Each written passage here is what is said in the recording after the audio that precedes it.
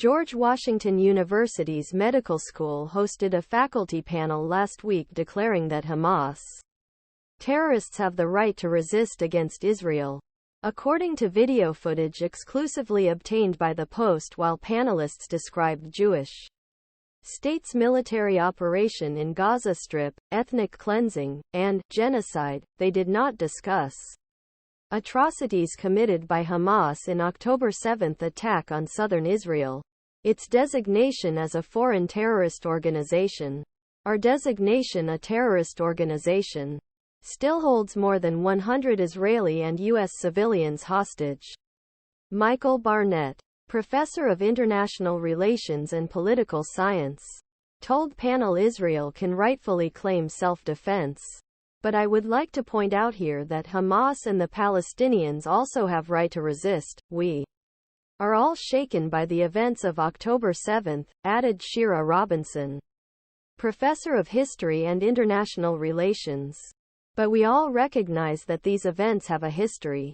8. The George Washington University Medical School hosted a faculty panel last Monday declaring that Hamas terrorists have the right to resist against Israel. 8. The panelists were unable to describe Hamas atrocities on October 7, its designation as a foreign terrorist organization, or the fact that it still holds more than 100 Israeli and U.S. civilians hostage.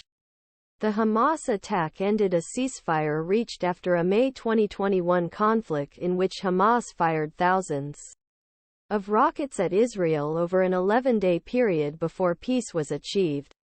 Israeli officials estimate that approximately 1,200 people were killed in the October 7 attack, including 33 U.S. citizens.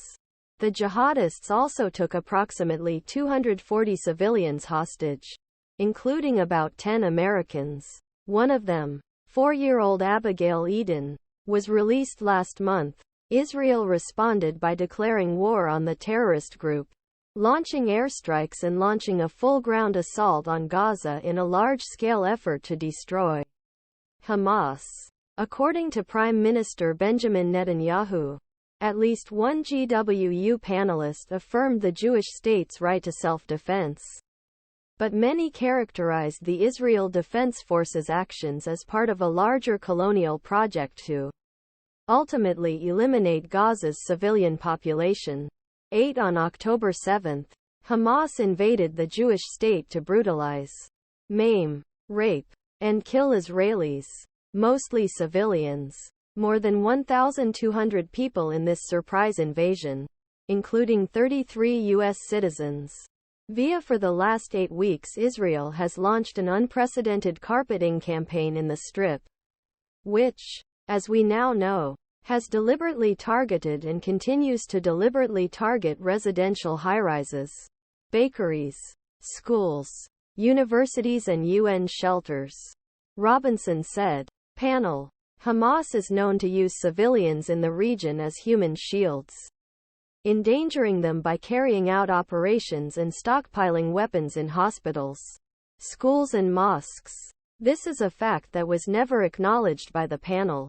A senior IDF official last week confirmed reports that nearly 5,000 terrorists